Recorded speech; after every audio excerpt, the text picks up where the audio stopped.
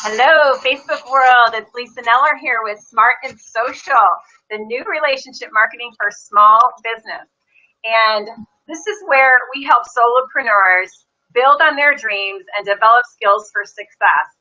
What I want you to do at some point today is go over to thenewrelationshipmarketing.com and pick up my free ebook called High Touch, High Tech Marketing for Success, How to Maximize the Power of Networking, Social Media, and High Impact Marketing for more leads, sales, clients, customer retention, and more. So the purpose of this live broadcast is to bring you information of value that you can use, and we bring in experts, people who have been there and done that. And we're really addressing all kinds of small businesses, people in sales, people in direct sales, real estate, mortgage lending, you name it, and even brick and mortar. So if you find value in this video today, then please share it. Today, I'm so excited to introduce our guest, and she and I go back over 20 years to when our kids were little, and we were building a network marketing team, different teams, but with the same company. And we were cross-lined to each other, and we just hit it off really well. We had a lot in common, so we did a lot of brainstorming together. We socialized. We had a lot of fun. We were getting pretty close, and then she moved away. So she went to California for about 15 years, and lo and behold, last fall, she came back, and I couldn't have been more thrilled. So I'm going to tell you a little bit about her. Jackie Ulmer is a social media and impact marketing strategist, teaching professionals how to monetize their message at networking events through high-tech and high-touch proven techniques. If you've ever struggled with what to do with that stack of business cards that you collect when you're networking, she's going to talk about how to turn those into business, referrals, and cash flow. So if you're interested in that, then today's talk is for you. So today we want to focus on follow-up.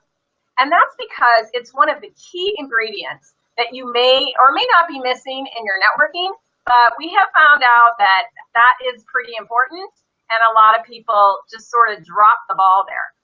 So a little bit more about Jackie. She built a multi-million-dollar business using internet strategies over the last 18 years. She's developed many products for direct sales business builders and is a business coach specializing in network marketing, direct sales, and social media. Using her powerful strategies, she sold products and services in over 40 countries and has built a successful team of associates, which provides her beach money.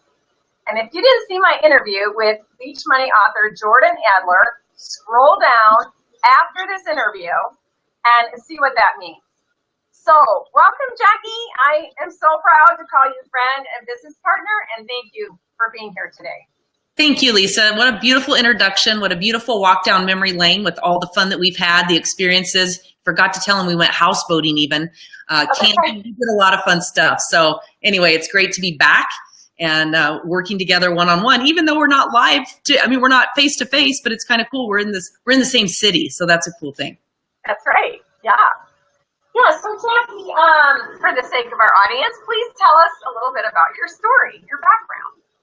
Yeah, so gosh, I have a pretty interesting, diverse background, really and truly, but the biggest bulk of my background prior to launching my direct sales business is that I was in airline sales and marketing. I worked for the airline industry for about 10 years, and I'm one of those few people who truly loved what I did. I like to say I partied for a living and got paid for it. Really, I got to travel around the world on an expense account in first class, wining and dining travel agents, corporate travelers, and enticing them to fly our airline. And it was truly a lot of fun. But I married an airline pilot, and one of us needed to have feet on the ground when we decided to start our family, and that was logically going to be me. So I traded in my briefcase for a diaper bag and really never looked back. But I have an entrepreneurial spirit. I always say I was never a great tiddlywinks mom. I loved being a mom. I loved raising my children, but there was always a part of me that really wanted to keep my foot in the professional world, but I wanted to do it all on my terms. I didn't want to be in a cubicle. I didn't want the corporate job, and I certainly did not want to put my children in daycare.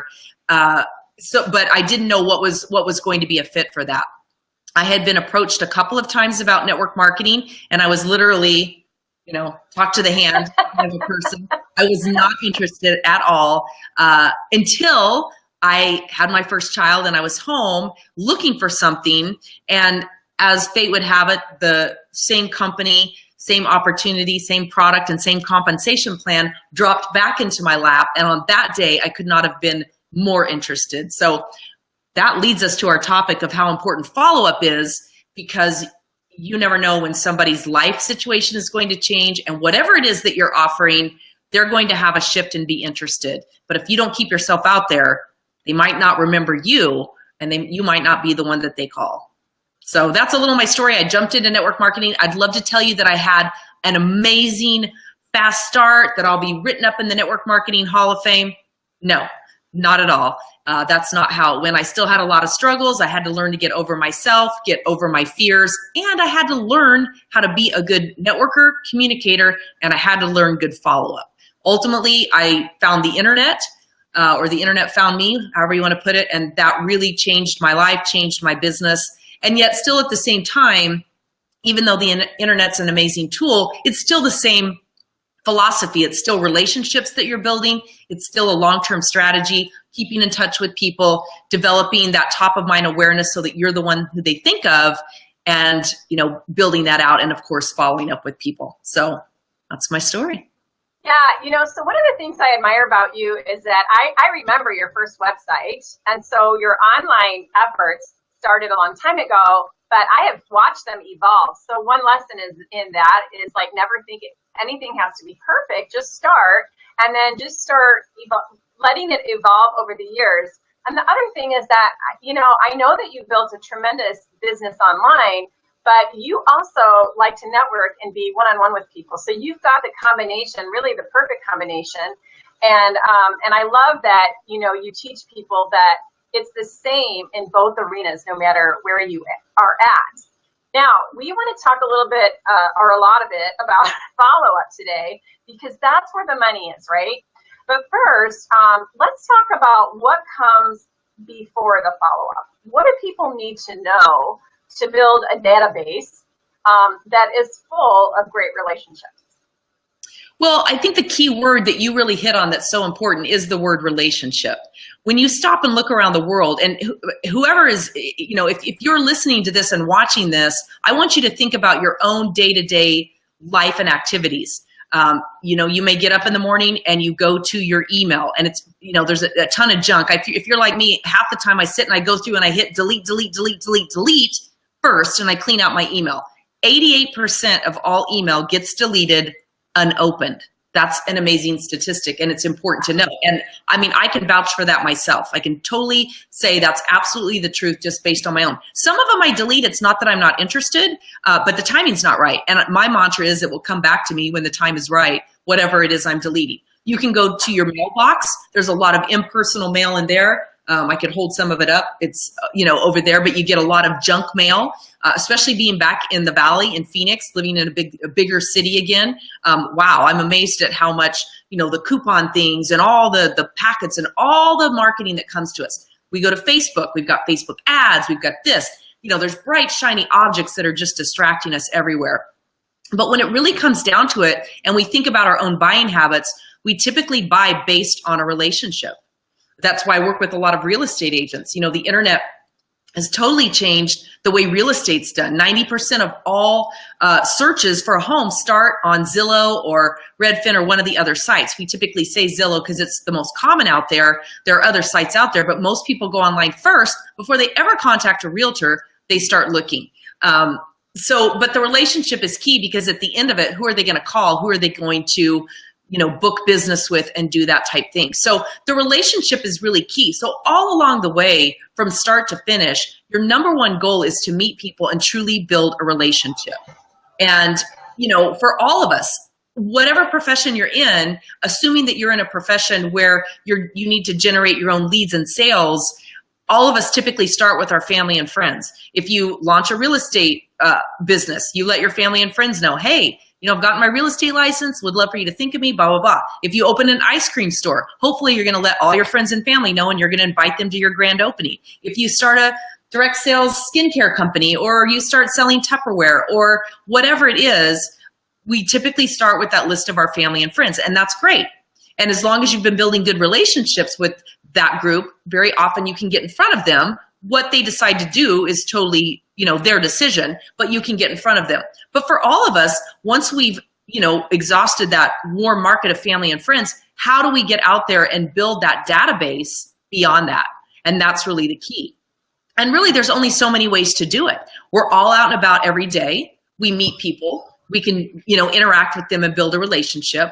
Or we can intentionally go out to networking events, meetup, Chamber of Commerce, Business Network International. There's a lot of things that you can do. I mentioned I'm actually going to a book club tonight. I only know 2 of the people who are going to be there. I'm going to be put into a room of probably 12 or so, 10, 12 other people who I've never met before. I'm going to have the opportunity to get to know them, to build a relationship with them, hopefully, and to continue to stay in touch and get my name out there. And at some point, what I do. Okay, at some point, what I do. I'm not going to lead into the conversation with that. But there's a lot of different ways that you can get yourself out there. But getting yourself out there is only one part of it, meeting that person. But then you ask the question, how do you build great relationships? And you really do that by first being interested in other people, spending that time, as I will tonight at the book club, asking questions, getting to know people, building a relationship with them, friend requesting them on Facebook, asking them if they're on Facebook, different things like that. Same with business networking. That's one of the first things that I do when I meet someone at a business networking event is after I get their business card, I send them a nice to meet you text with my virtual business card in it so that they have my contact information, so that it puts me back top of mind. It has my photo, so it's a refresher of who I am, that they met me at the networking event, and they have all that. And then I'm going to go to social media and I'm going to request them. And from there, we begin that process of building the relationship. And over time, I'll move that into direct mail, impact marketing, happy birthday cards. I saw you posted these photos on Facebook. These were so cute. Congratulations on your son graduating. Congratulations on your daughter's wedding. Whatever it is, but just being very personal with the way that we approach people and we keep in touch, that keeps us top of mind and builds that relationship. Well, that sounds great. I love that. But then what? Like, follow up is like, where does that fit in, and why do people tend to not follow up? Like, where's the fear in that, or what's going on? Well, it's kind of funny. I will talk to people all the time. I do some business coaching, and very often I suggest networking events because I know for me, I've been a networker for years. I grew up working at the Chamber of Commerce in Durango, Colorado. So I've been exposed to that side of the business world my entire life, really and truly. So I understand the importance of it. I've always gotten the importance of it. And I know the fear of some of that too. I mean, probably 50% of the time when I'm driving to a networking event, in the back of my mind, I'm thinking, I don't really want to slap my happy face on and go and do this. I'd rather go home and curl up with a good book or whatever. And then half the time I'm totally into it, right? I'm good to go. But without a doubt, I mean, I shared with you earlier, sometimes when I'm driving there, like the little monkey in the back of my mind, talking and, that kind of thing. But I know that it's a great way to meet people. It's one of the best ways to meet people who are there to do business. And because they're business oriented, they're open to listening to what your business is, not necessarily for themselves, but maybe for others. So what I hear all the time from people is, oh, yeah, networking doesn't work. I mean, I've gone to those things and nobody ever calls me. I never get any business, whatever. Yeah. Well, the reality of it is, very little business takes place at the networking event itself. So if you're going to a networking event with the myth in mind that you're going to do business there, that somebody's going to buy your product, buy your service, sign up for this or whatever, the odds of that happening are slim to none. It almost never happens. Occasionally it happens. It absolutely does, but almost never. It's the follow-up that really counts. And I think most people don't follow up because two things. One, they're scared to. They don't know what to do. And B, they just have never been really taught how. And I want to show you something here. I have to lean over. want to show you a couple of examples that I have that are pretty powerful to speak to the importance of following up and that type thing. So I went to a big networking event last week. Here's the stack of business cards that I collected. You can see, I don't want to show I don't want to give anybody away too much, but this is the stack of business cards that I collected at the networking event. It's my first time to this event, and it was kind of one of those where everybody gets to do their commercial and you collect a stack of business cards. There's somewhere around 40 or 50 business cards in here. And not everybody was there, and I made good notes. I pay attention and I take notes. Now, I didn't start off that way, but I'm a seasoned networker now. I took notes. It was easy. When I got these, it was easy for me to tell who was there, who wasn't. I sent a follow-up text message to everyone who had a cell phone on this. Nice to meet you. Here's my virtual business card. I look forward to being part of your networking event, blah, blah, blah. And then I sent emails to the other people who were there but don't have a cell phone number, interestingly, on their business card. And then the others who weren't there yet, I haven't done anything yet. Do you know how many of these people followed up with me? I'm guessing. I had, I think three of them texted me back after my initial text to them, which was the next day, by the way, that I sent it. So not one of those people took the initiative first to follow. And of those, only 3 people even commented back. Interesting. Now, the other really interesting thing about that is I am brand new back to Scottsdale. And I hit the ground running like 5 days after I got here with you, Lisa. We went to a networking event. And then that was right around Thanksgiving. I think that was the week before Thanksgiving. And then I didn't network through the holidays. I was busy unpacking and getting moved in, but I wanted to get established. And then in January, I kind of hit the ground running toward the end of January, and I laid out a 90-day plan to start networking. And it's kind of interesting because I can tell you I have probably exchanged business cards with probably somewhere between 200 and 300 people in the course of that time. And I can honestly say I can count on both hands. It's less than 10 people who've ever followed up with me first. Oh my gosh. Yeah, I'm not kidding. I'm absolutely not kidding. So it's kind of interesting. Of course, people think that networking doesn't work because they don't ever follow up. And the reality of it is you come home with a stack of business cards like this, which, by the way, I'm not a speed networker. My goal is usually to connect with 3 to 5 people, like really connect. But this was a little bit different, and I'm pretty sure I'm going to be joining this. So I wanted to get these business cards, and I wanted to take the opportunity. Thank you for allowing me to attend your event. I'm looking forward to getting to know you, that kind of thing. So interesting thing on that note.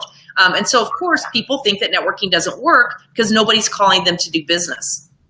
And most aren't. Now, another important point of that, one of the things that I really teach, and Lisa, I know you're great at this and you do this and you get this, is it starts with the initial connection.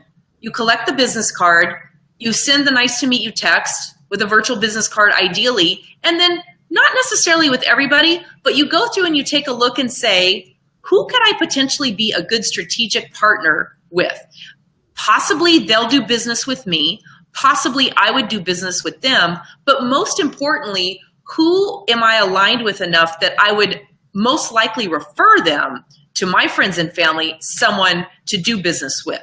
And that's really important because for most of us, when you give a referral, you're basically endorsing someone.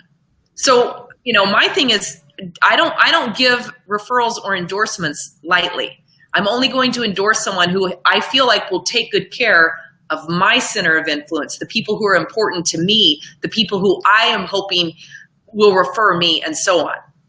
Now, another case in point, so this is a business card of one of my new great friends, Deborah. So Deborah and I met at a really high-end Alliances. If you're in the Phoenix area, Alliances is a great community of people, of entrepreneurs. If you'd like an invitation, let me know because I would love to bring you there. It is invitation only. Can't just show up. Anyway, I met Deborah and she did a very impressive first thing, and that is we exchanged business cards, and then she reached out to me and said, let's get together for breakfast. I'd like to get to know you a little bit better. Let's get together for breakfast. We met for breakfast. She has an amazing story. I asked her a lot of questions. She asked me questions. We really got to know each other. And then one of the questions she asked me was, how might I help you and support you in growing your business? And I said, I'm looking to get in front of real estate agents, mortgage lenders, anyone involved in real estate, because I have a presentation that I do to help them beat Zillow, to do better follow-up, to do better networking, to do better social media, to do all those kind of things so that they become top of mind, so they don't have to spend a lot of money on wasted Zillow leads, and they don't have to try to fight Open Door and what's the something pad, that other site that's out there, all these real estate things that are encroaching, and many real estate agents are fearful and feel like they're being encroached upon. So anyway, that's what my presentation is about. She said, I can think of 2 people right away. I will make a warm introduction, is what she said to me. So she did just exactly that. She made an email introduction between a higher end real estate broker, and he also does some other things. And then the business development guy in charge of one of the big title companies here. Had breakfast with the title company guy. I'm already booked for 2 presentations with him.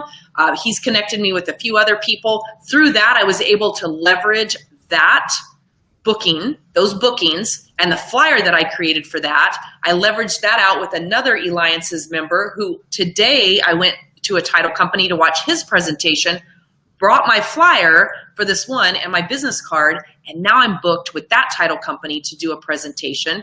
I've had the second contact that she connected me with. We did a phone conversation yesterday, and now he's booked me for a webinar to meet all of the branch managers of his real estate company, and for me to basically pitch myself really and truly what it is, and to share what it is that I have to offer. And then from there, if they like what they hear and experience, they'll book me. But from there, and just through networking and follow-up and social media, I was sharing with you, in the course of the next 30 days, I should be doing presentations in front of somewhere between 300 and 400 people. And it all started with networking and follow-up. Yeah, and that came kind of from a cup of coffee, right? So I think one of the things that we ought to do when we're in a networking event is really try to connect with someone and make that extra effort to spend time with the movers and shakers of your area, so that you can refer business to each other, even just leads. And that's amazing that happened over a cup of coffee. I love that. It is, but that's the power in building the relationship. Because again, if she hadn't gotten to know me, she probably would not have necessarily asked that question, how might I help you and support you in your business? And had she not made the connection with me and spent the time to feel comfortable that if she does make that connection, and she's essentially endorsing me, and that's a risky proposition. She's a very high-end executive and athletic coach, or not an athletic coach like teaching them athletics, but mindset and a lot of that type stuff.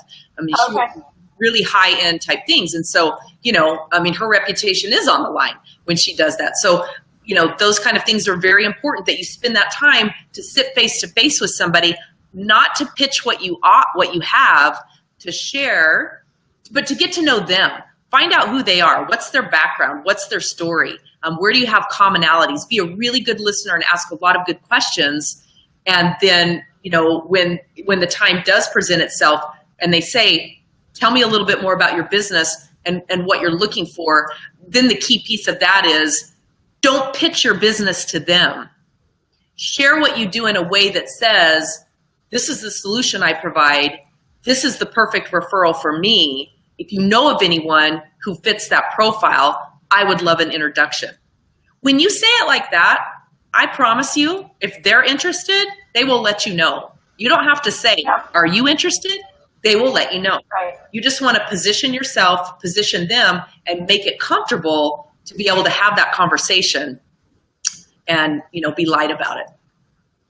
Exactly.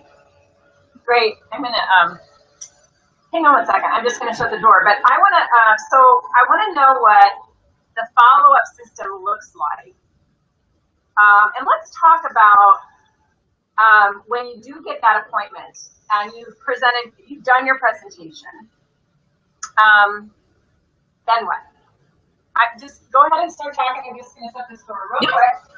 Absolutely. So then what is, I teach what I call the 5-star follow-up system, 5-star relationship marketing follow-up system. And that basically is, you get the card, you immediately send a nice to meet you text, and I prefer text over email.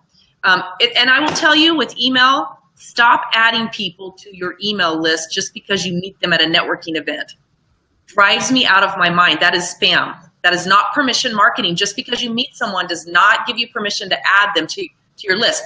Can you send them an email that says, hey, it was nice to meet you.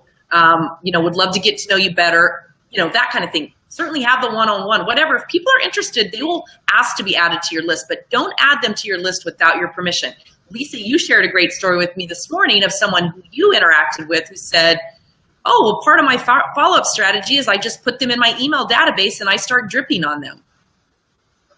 88% of email gets deleted unopened, and I guarantee you 95% of email that's not requested gets deleted unopened. No kidding. So you're potentially eliminating your opportunity to do business with people if you're offensive to them at the very beginning. And I'm an email marketer. I'm a social media marketer. I love technology.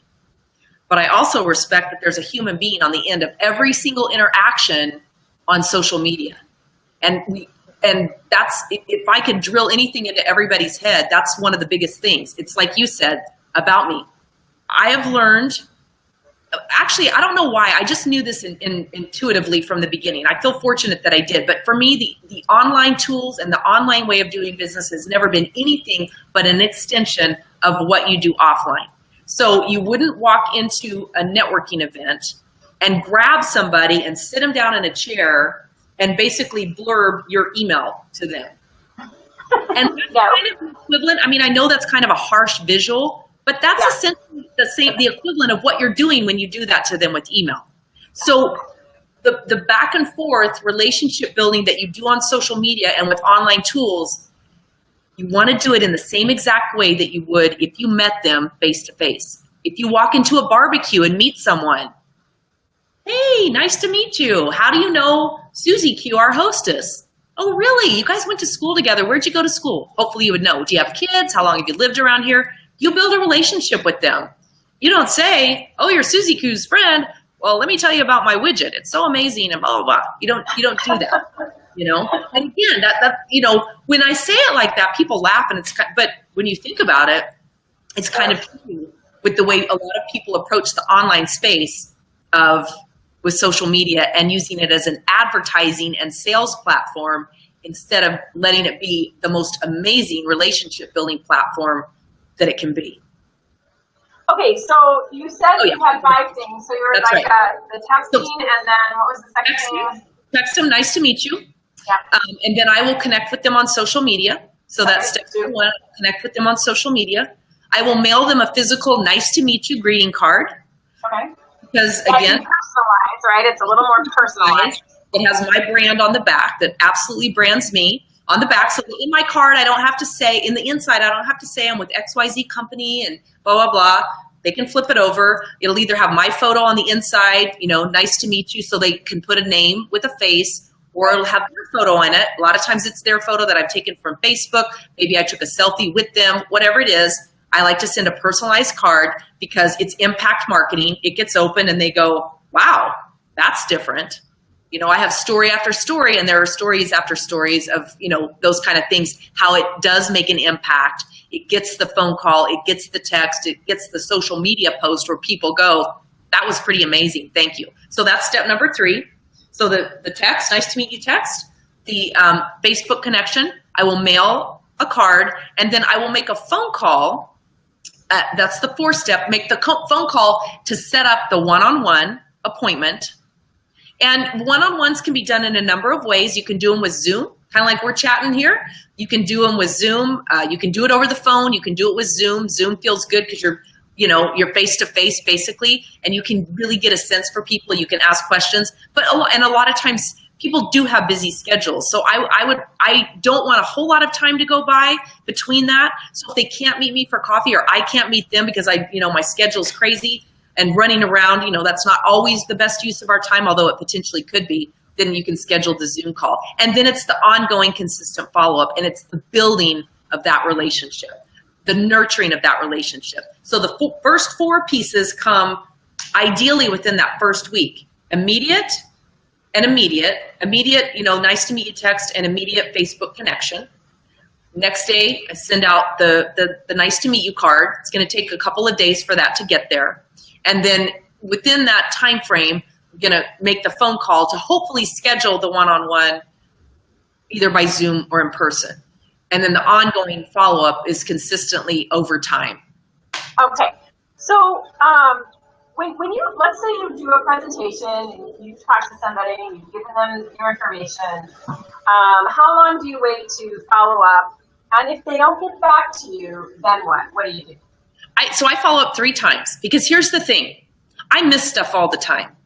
I open an email when I'm just sitting down for a networking lunch, and I see the email come in and I open it and I make a note in my mind, or the text message comes in, or you see the Facebook message notification. I mean, for goodness sakes, there are so many portals to keep up with now to communicate with people. It's LinkedIn and Facebook Messenger, and they could have texted you. Maybe they made maybe it's on your voicemail. Maybe, it's in your email. I mean, I know you wrote me, but I don't remember which portal it was. I mean, I know just my own self. A lot of times I answer something in my mind. Like, I thought I answered you, and then I go in and I go, oh my gosh, I only answered you in my mind. I didn't ever actually take the step. So I give everybody that, or occasionally I'll see the text got hung up, like it didn't actually send. You'll go back in and you see your text sitting there. You know what I mean? It's been sitting in there like waiting to send, or same with email. In fact, I just got home this afternoon, and opened up my email, and I had never pushed the send button on an email that I meant to send at 7 o'clock this morning. Bummer, but anyway. Yeah, I mean, same thing. So it is. So I give everybody, the benefit of the doubt. I'm a believer, if you're going to assume to the positive. Don't assume to the negative. Assume to the positive. Assume that they're very interested in getting your message. They've just been busy, kind of thing. So I do a 3 times process.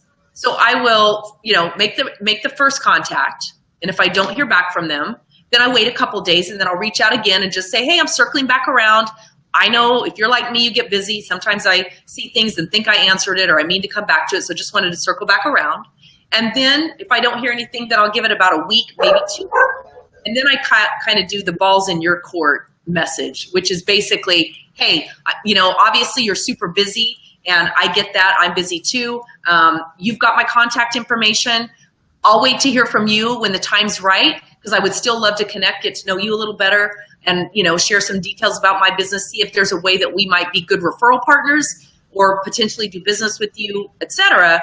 And if not, I'll check back with you in a couple months. So I always leave the door open. I never say, you're never going to hear from me again. I always leave the door open that I could cycle back around and contact them. But here's a really interesting thing, and I wanted to bring this up because I started to hit on it. I just moved back here in November. And as I said, not only have I collected, somewhere between probably 300, I've probably met 300 to 400 people. I've added nearly 400 friends on Facebook, blah, blah, blah. The really interesting thing is, when I moved here, I needed everything. I needed a house cleaner. I needed a hairdresser. We needed a landscape person. We needed somebody to deal with our pool. My husband mostly keeps the pool up because he's picky like that, but there's certain things that we need. I needed insurance. I needed absolutely everything.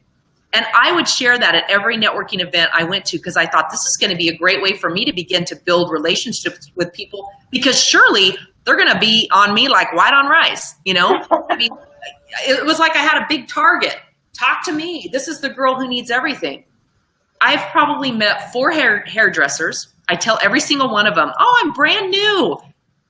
I need a hairstylist. They take my card. Not one has ever followed up with me. And I've even mailed cards to them. I actually went to a local Chamber of Commerce meeting, which I'm going to be interested to share this with her.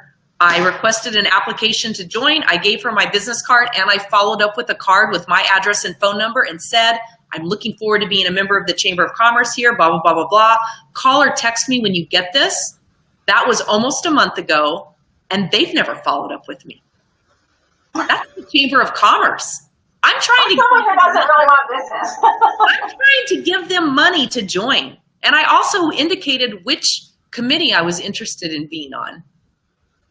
Yeah, that's fascinating. So, I mean, don't you think it's just a professional thing to do to follow up with people? I mean, really, I don't think people take you seriously if you don't follow up. And I've often said to people when I'm following up, I'll say, I'm following up because it's the right thing to do, you know? So and sometimes I'll say, I don't want to bug you, but, you know, I'm just touching base, kind of want to see where your head's at, whatever. I have language that I use. But I just think it's the professional thing to do. Don't you? It is the professional thing to do, and it's certainly the best thing to do if you'd like to see your business grow. There you go. I mean, there you go. You know, people think, oh, well, it's just a networking event. Listen, I'm going to tell you something without any shadow of a doubt. If I've learned anything in my years on this earth, it's the one precious commodity that you can't get back is time. Your time is very expensive. So it may only cost you $5, or it may be free, or it may cost you $20 or whatever to buy your meal or whatever. But the time that you invest is priceless, and you want to treat it like it's priceless. Yeah. You really do. So that, you know, I mean, a lot of people don't know how to really put the cost of what it's costing them to work to build their business. They don't know how to factor that stuff in, and it's very, very important. So if you don't, you know, I mean, going to the networking event is probably the least important part of it. Of course, it's obviously important because that's how you meet people and collect the business cards. But that's just the starting point. If you're not going to take it all the way through, you might as well just stay home in your yoga pants, a glass of wine. You know? I mean, seriously. I agree. So, Jackie, how can we learn more about the very specific strategies that you and I both use to create solid leads, sales, and client retention? And honestly, I think we've given a lot of information here today, but you know, what more can our audience do to learn more, to get better at this?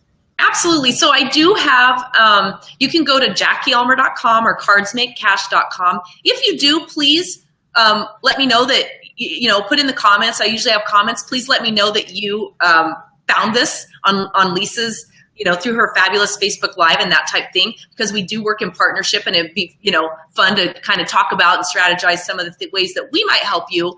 But yeah, definitely go there. I have a report that is my 5-star marketing checklist that no matter what you're doing, get that, commit it to memory, and know that, you know, these are important steps that you take. Whatever avenues that you choose to use with those, that's great. But just make sure that you're incorporating those in if you really want to see your business grow. Get in touch with Lisa, because Lisa can share great statistics with you as well. I have tons of statistics where I can share with you. We're just putting into place some of these very key pieces have literally taken, you know, people's business to the stratosphere. I mean, Linda is a mortgage lender up in Canada. 4 personal greeting cards resulted in $30,000 in business for her. You know, 4 greeting cards. So, you know, sometimes people say, well, I can't afford to do that. My question is, can you afford not to? Really and truly? I mean, for the cost of less than, I mean, it costs me more to go to Starbucks and get an iced tea, for goodness sakes, than to send a card that says, nice to meet you. You matter to me. I'd like to meet with you one-on-one. Happy birthday. Thank you for your business. Thank you for the referral. You know, that type thing. And it's so really important. So when a person looks at their marketing budget, you know, I like to say, let's look at what your overall, what are you spending now? What is your, what is your overall spend right now? And, you know, how much of that is advertising versus marketing that's meaningful, makes an impact, and gets you remembered and referred?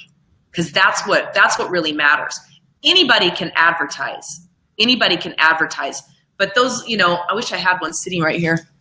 I should have, you know, anybody can send out postcards that go out to everybody and that type thing. And I'm not saying that those are bad or wrong or any of that.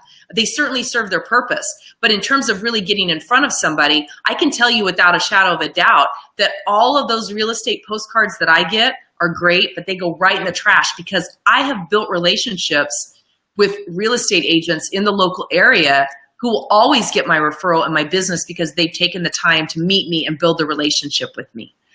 So, you know, I mean, maybe not everybody is a testament to that. You know, some people, again, I'm not saying not to do that type thing, but if you will take it a little extra step further and you will develop that top 100 to 250 people who are your center of influence, who will refer you, who will endorse you and make that connection, make that contact for you, make that referral, which basically says, I'm putting my reputation on the line to refer you.